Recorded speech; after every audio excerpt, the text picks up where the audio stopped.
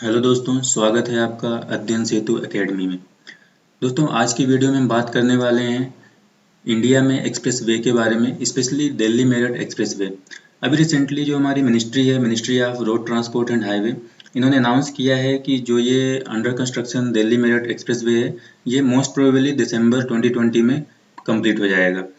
तो डिटेल में जानेंगे यहाँ पे कि एक्सप्रेस वे स्पेशली होते क्या हैं, क्या इनका बेनिफिट होता है, क्यों कंस्ट्रक्ट करते हैं, और इंडिया में इनकी क्या पोजीशन है, कितने टाइप के कितने एक्सप्रेस वे कंस्ट्रक्ट किए जा चुके हैं, और इनसे रिलेटेड जो भी इम्पोर्टेंट इन्फॉर्मेशन है वो यहाँ पे हम डिस्कस करेंगे। तो वीडियो में अंत तक बने रहिए, चैनल को सब्सक्राइब कर दीजिए। Let's start. मोर्थ, ministry of road transport and highway, इसके जो मिनिस्टर हैं वो हैं नितिन गडकरी जी। ओके, तो इन्होंने कुछ दिनों पहले ही ये इन्फॉर्मेशन शेयर की थी कि जो दिल्ली मेरठ एक्सप्रेस वे है ये कंप्लीट हो जाएगा दिसंबर 2020 में, और इससे रिलेटेड इन्होंने एक वीडियो क्लिप भी शेयर की है जो कि हम बाद में देखेंगे।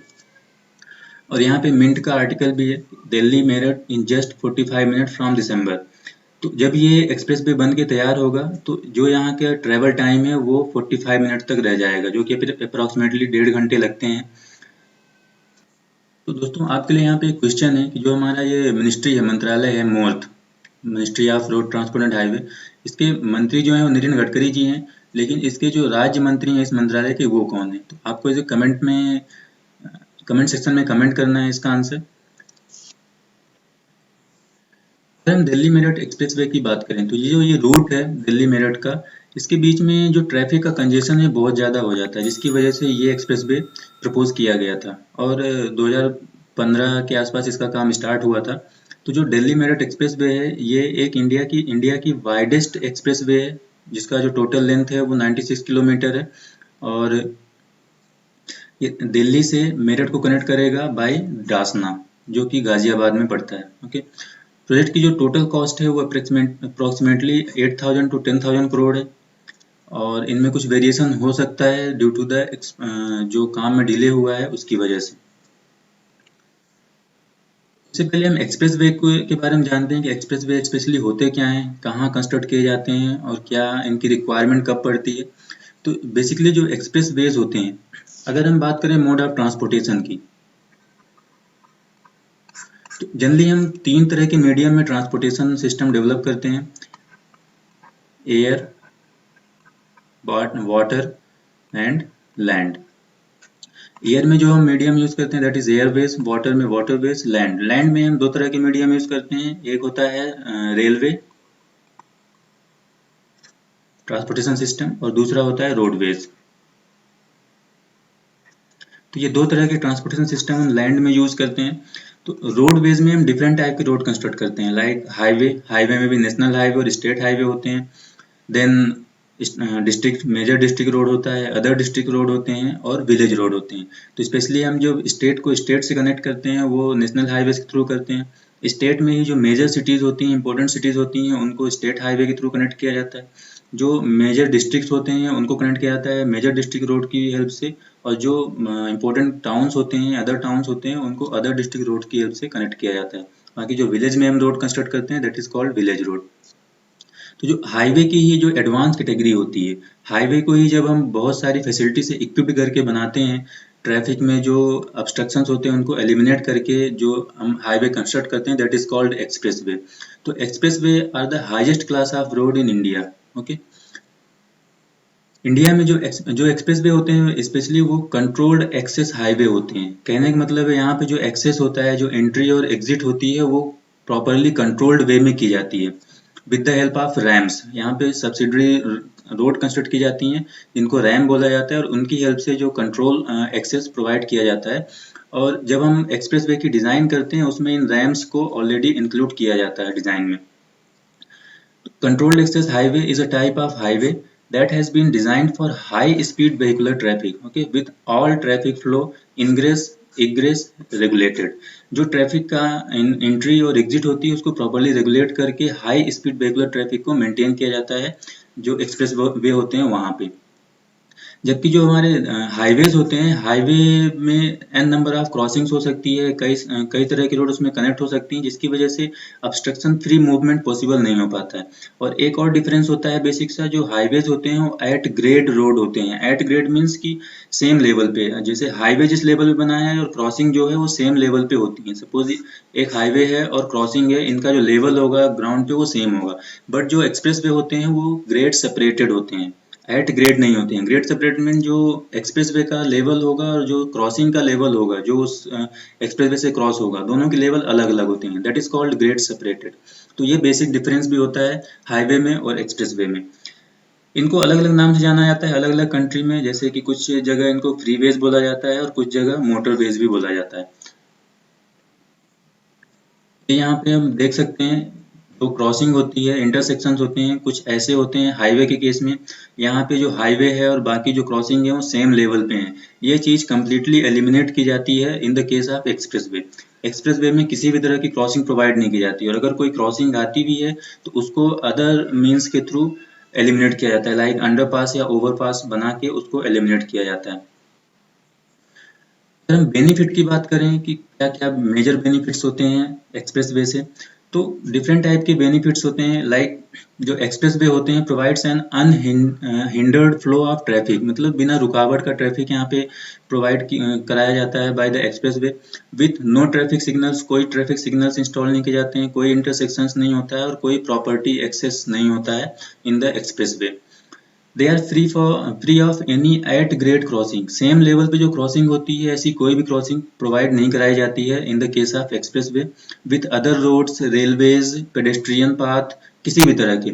और अगर ऐसी कोई क्रॉसिंग आ रही है तो उनको कैरी किया जाता है by the overpass and underpass, या तो एक्सप्रेस वे के ऊपर से या उसके डाउन साइड से स्ट्रक्चर्स बना के इनको पास कराया जाएगा। ओके, जो एंट्रेंस और एग्जिट होता है हाईवे के लिए वो प्रोवाइड किया जाता है इंटरचेंज बाय स्लिप रोड्स, जिनको हम रैंप भी बोलते हैं। जो सब्सिडरी रोड्स होती हैं, रोड्स होती हैं, उनकी हेल्प से जो एंट्रेंस और एग्जिट होता है वो प्रोवाइड कराया जाता है एक्सप्रेस वे में। That is called ramp. जो एक्सप्रेस वे होते हैं उनमें जो अपोजिट डायरेक्शन का ट्रैफिक होता है, ओके, उसको सेपरेट किया जाता है बाय द मीडियन स्ट्रिप, जिनमें ट्रैफिक बैरियर्स या फिर ग्रास हम यूज करते हैं फॉर द सेपरेशन। तो इस तरीके से कॉन्फ्लिक्ट, जो ट्रैफिक का कॉन्फ्लिक्ट है अपोजिट डायरेक्शन से, उसको एलिमिनेट करके ट्रैफिक की सेफ्टी को इम्प्रूव किया जाता है और साथ ही साथ कैपेसिटी को भी इम्प्रूव किया जाता है। बेसिकली जो सेफ्टी कंसिडरेशन है वो इंटरसेक्शंस पे ज़्यादा वायलेट होता है, जो कि एक्सप्रेस वे में एलिमिनेट करके ठीक किया जाता है। डिफरेंट तरीके से हम एक्सप्रेस वे को कंस्ट्रक्ट करते हैं और वहाँ पे जो इंटरसेक्शंस होते हैं, क्रॉसिंग्स होती है, उनको मैनेज करते हैं without any obstruction of the traffic. तो ये वेरियस पैटर्न्स हैं जो हम प्रोवाइड करते हैं जनरली। यहाँ पे देख सकते हैं ये और ये हमारा मेन एक्सप्रेस वे है।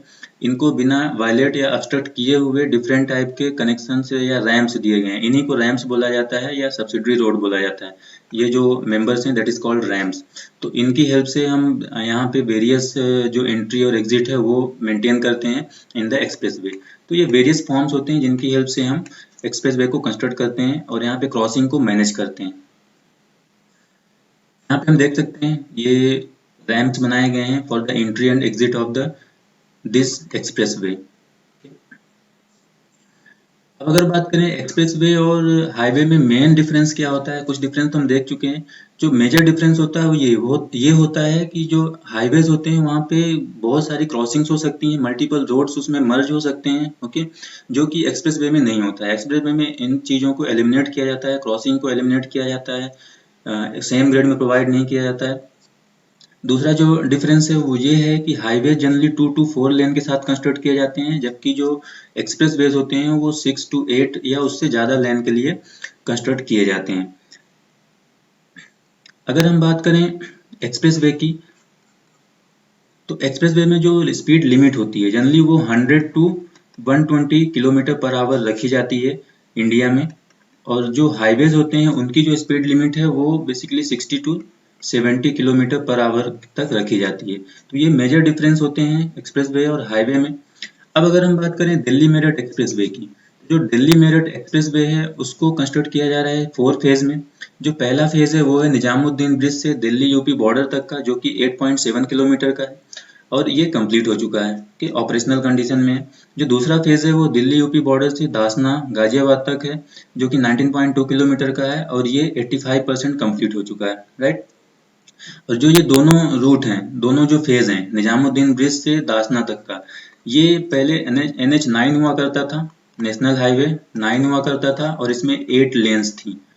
अब इसको एक्सपांड करके 14 लेन में कन्वर्ट किया गया है। तो अब ये जब 40 लेन बन के कंप्लीट होगा तो ये इंडिया का वाइडेस्ट एक्सप्रेसवे होगा। तो ये एग्जाम पॉइंट ऑफ व्यू से हमें ध्यान रखना है, अगर इंडिया का वाइडेस्ट एक्सप्रेसवे पूछा जाता है तो हमें पता होना चाहिए कि ये है Delhi Meerut expressway. Okay, then जो थर्ड फेज है that is Dasna Hapur. Okay, इसकी लेंथ 22.2 किलोमीटर है और ये फेज भी कंप्लीट हो चुका है। जो फोर्थ फेज है वो है दासना से मेरठ, जिसकी ओवरऑल लेंथ है 46 किलोमीटर। तो ये लॉन्गेस्ट रूट है या फेज है इस पूरे प्रोजेक्ट का और ये अभी 73% तक कंप्लीट हो चुका है। अगर हम पीछे के 3 फेज की बात करें तो यहाँ पे ऑलरेडी एग्जिस्टिंग रोड थी, उसी को इम्प्रूव किया गया है, उसी को एक्सपांड किया गया है। बट अगर हम दासना मेरठ रूट की बात करें या फेज की बात करें तो ये एक कम्प्लीटली न्यू अलाइनमेंट है। यहाँ पे पहले कोई रोड एग्जिस्ट नहीं करती थी, कम्प्लीटली न्यू रोड यहाँ पे कंस्ट्रक्ट किया गया है। तो यहाँ पे एक तो जो डिले हुआ है वर्क में, इससे पहले जो डेडलाइन दी गई थी वो मई 2020 दी गई थी, but due to the covid pandemic अभी जो NHI के पास जो मेन प्रॉब्लम है वो वर्क फोर्स की है, वो अभी 50% वर्क फोर्स के साथ काम किया जा रहा है। तो एक रीज़न तो ये है डिले होने का, दूसरा रीज़न ये है कि ये कम्प्लीटली न्यू अलाइनमेंट है जिसकी वजह से यहाँ पे मेजर प्रॉब्लम आ रही थी लैंड एक्विजिशन की। तो इसकी वजह से ये वर्क सफ़र कर रहा था और यहाँ पे डिले हुआ है। तो अब मोस्ट प्रोबेबली ये जो दोनों फेज़ हैं अभी वर्किंग कंडीशन में, सेकेंड फेज़ और फोर्थ फेज़, ये दिसंबर 2020 में कंप्लीट हो जाएंगे। तो यहाँ पे हम पहले बात कर चुके हैं कि पहले यहाँ पे NH 9 हुआ करता था विद द 8 लेन, अब इसको एक्सपांड करके 40 लेन में कन्वर्ट किया गया है और ये वाइडेस्ट एक्सप्रेसवे हो जाएगा इंडिया का। टोटल जो लेंथ है 28 किलोमीटर की है। ठीक, और मेन जो रीज़न था इस एक्सप्रेसवे को प्रपोज करने का वो ये था कि इस रूट में जो निजामुद्दीन से दासना का एरिया है, यहाँ पे ट्रैफिक कंजेशन बहुत ज़्यादा हो जाता था, ट्रैफिक वॉल्यूम बहुत बढ़ जाता था, जिसकी वजह से इसको एक्सप्रेसवे के लिए प्रपोज किया गया।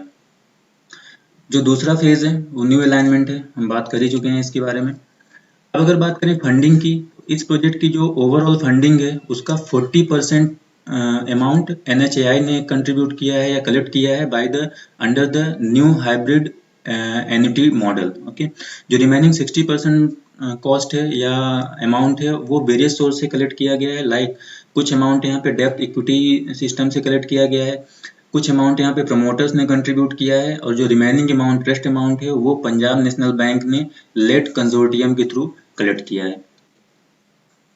तो ये जब कंप्लीट होगा एक्सप्रेसवे का काम, उसके बाद जो दिल्ली से मेरठ की डिस्टेंस है वो ओनली 45 मिनट में ट्रेवल कर ली जाएगी, जो कि पहले 1.5 घंटे लगते थे इस टोटल डिस्टेंस को कवर करने में। तो इस तरीके से ये एक्सप्रेसवे इम्पोर्टेंट होते हैं जब हमारी सिटी ग्रो करती है, जब हमारी कंट्री ग्रो करती है, जब हमारी पॉपुलेशन इंक्रीज होती है और ट्रैफिक कंजेशन या ट्रैफिक वॉल्यूम इंक्रीज होता है, उस टाइम पे एक्सप्रेसवेज इंपॉर्टेंट हो जाते हैं हमारे लिए और हमारे रिक्वायरमेंट बन जाते हैं for the fast and free movement of traffic. और यहाँ पे एक और एस्पेक्ट होता है, एक्सीडेंट्स वगैरह जो होते हैं वो यहाँ पे रिड्यूस होते हैं क्योंकि यहाँ पे कोई क्रॉसिंग वगैरह प्रोवाइड नहीं की जाती है। एक यहाँ पे एनवायरनमेंट का भी एंगल इन्वॉल्व है। जो ये कंस्ट्रक्शन या प्रोजेक्ट है कम्प्लीटली यहाँ पे मैक्सिमम वेस्ट प्रोडक्ट यूज़ किए गए हैं बाय द NHAI।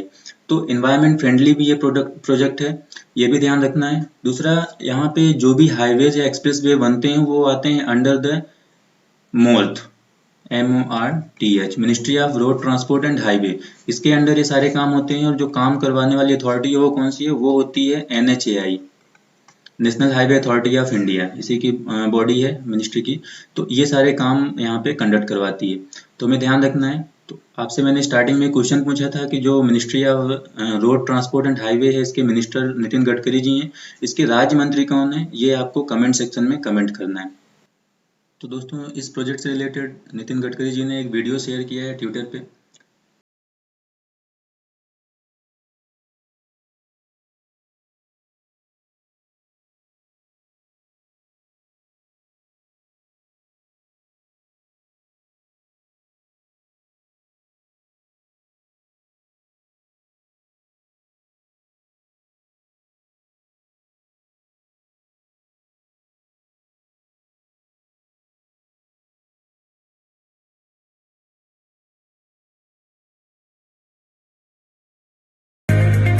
तो यहाँ से आप समझ सकते हैं कि कितना इम्पोर्टेंट प्रोजेक्ट है ये और कितना अच्छा कंस्ट्रक्शन यहाँ पे चल रहा है।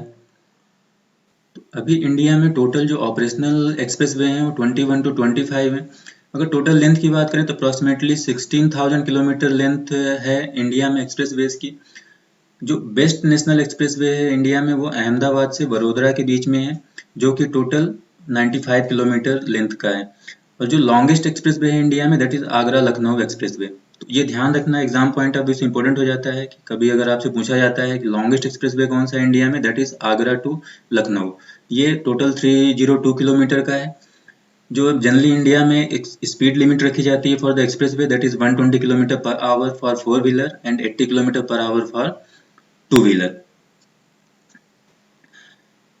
उम्मीद करता हूँ वीडियो आपको पसंद आई होगी।